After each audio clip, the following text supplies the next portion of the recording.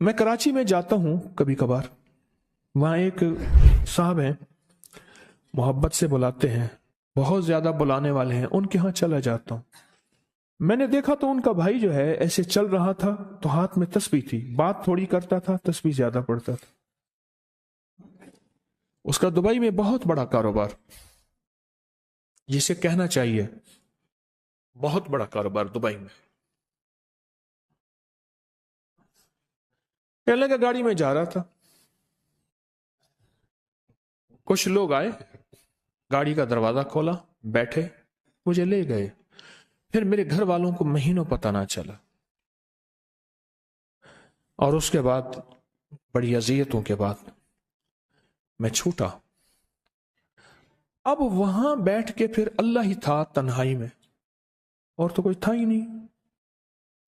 کہا کہ وہ اللہ سے ذکر کرنے اور باتیں کرنے کی ایسی کوئی مجھے عادت سی پڑ گئی ہے، اب لوگ مجھے کہتے ہیں کہ آپ جیل کی اذیتوں کی وجہ سے خاموش ہو گئے ہیں۔ میں لوگوں کو لاکھ کہتا ہوں، نہیں، وہ مانتے نہیں۔ جیسے نا بندہ کوئی غم کی وجہ سے بعض اوقات نا چپ ہو جاتا ہے، وہ کیوں کہتے ہیں؟ اسے چپ لگ گئی ہے، خاموش ہو گیا ہے۔ کہا کہ میں لوگوں کو کہتا ہوں، نہیں، میں جیل کی وجہ سے خاموش نہیں ہوں۔ اس قید نے، اس جیل نے میرے اوپر جو آزمائش بھیجی ہے، اس قید نے اور جیل نے میرے اوپر جو آزمائش بھیجی ہے، اور میں پھر وہاں ذکر کا عادی بنا، دعاؤں کا عادی بنا، تسبیح کا عادی بنا، اعمال کا عادی بنا، اور وہ عادت سی پڑ گئی ہے، اور وہ عادت سی ایسی پڑی ہے کہ بس سارا دن اب اسی میں لگا رہتا ہوں، سارا دن اب اسی ذکر میں اور اسی یاد میں لگا رہتا ہوں۔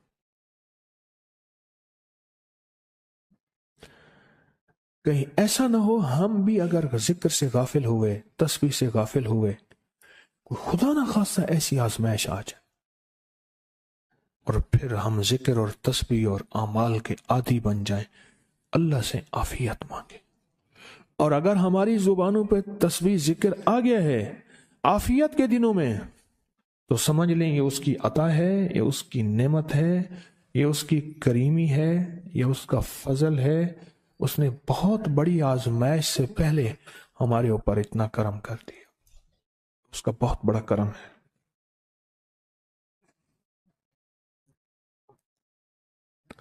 اس لیے اللہ جل شانہ کے حبیب کملی والے نے آزمائشوں سے پناہ مانگی ہے۔ اللہم انی اعوذ بک من جہد البلاء، آزمائش، کوئی بلا آ جائے، ودرک شقا، شقاوت میں میرا نام آئے، بدبختی میں، یہ بھی آزمائش ہے۔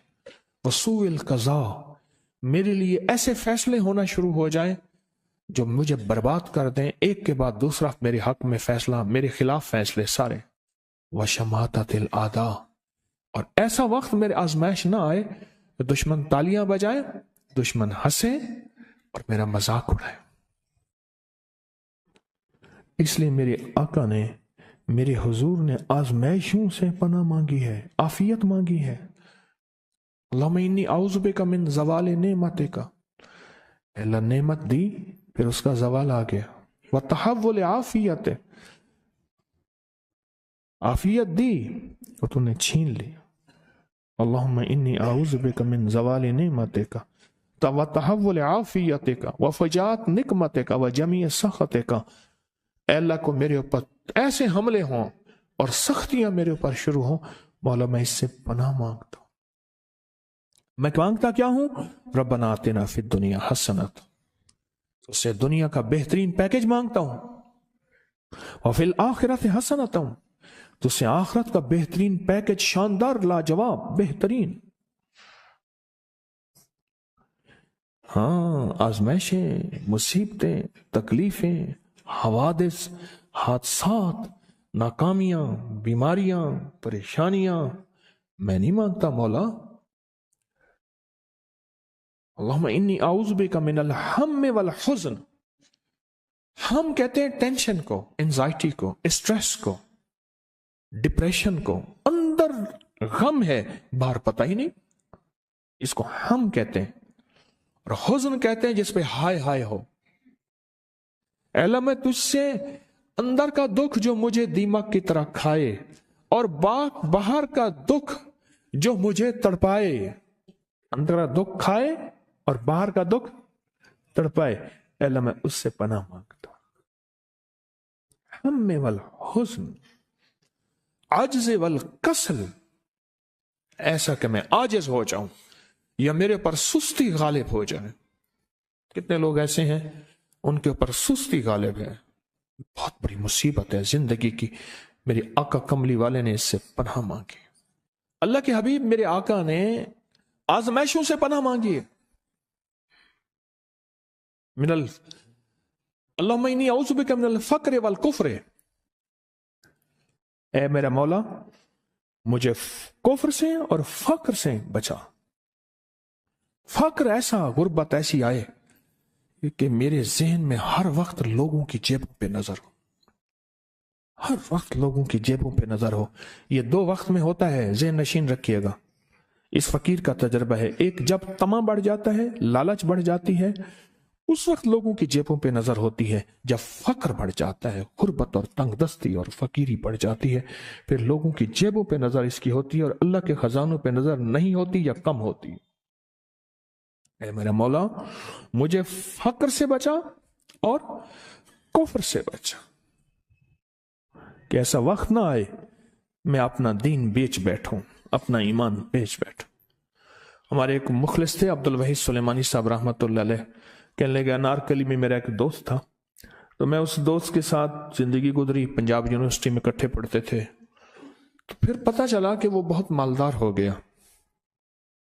اسلام آباد کے ایک بہت بڑے سیکٹر میں گیا تو اس کا گھر دیکھا، گاڑیاں، بڑا گھر، اور یہاں اس کے پاس ایک پرانی سی پتلون ہوتی تھی اور غربت ہوتی تھی، اور انارکلی کے کسی اوپر چبارے کے کسی کمرہ لیا ہوا تھا۔ تو میں نے اس کا نام لے کے پوچھا یہ کیا؟ اس نے ایسے سینے پہ ہاتھ رکھ کے کہا بس یہی بیچا ہے، اب باقی سب ٹھیک ہے، سینے پہ ایمان بیچا ہے، سب کچھ مل گیا۔ اللہ میرے پر وہ وقت نہ لا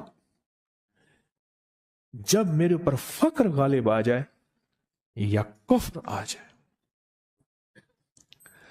میری آقا کملی والے نے آزمائشوں سے پناہ مانگی، اور آپ حضرات کتنے خوش قسمت ہیں، اس کی شان کریمی اللہ نے آزمائشوں سے بچائے، اور انشاءاللہ ان نام کی برکتوں سے، ان دعاؤں کی برکتوں سے، ان تسبیحوں کی برکتوں سے، اس اللہ کے نام لینے کی برکت سے انشاءاللہ اللہ اور آزمائشوں سے بچائے گا۔ اللہ نے بغیر آزمائشوں کے ہمیں اپنا نام دے دیا، اپنے نام کی تسبیح دے دی، اپنا ذکر دے دیا، اپنی یادیں دے دی۔ کسی جگہ منہ سے اللہ نکل جاتا ہے، کہیں رحمان نکل جاتا ہے، کہیں بسم اللہ نکل جاتا ہے۔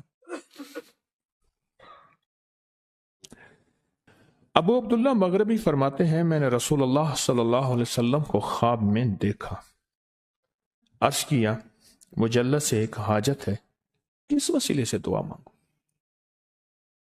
عرض کیا مجھے اللہ سے ایک حاجت ہے، کس وسیلے سے دعا مانگوں؟ کوئی عمل بتا دیں، کوئی وسیلہ بتا دیں آقا۔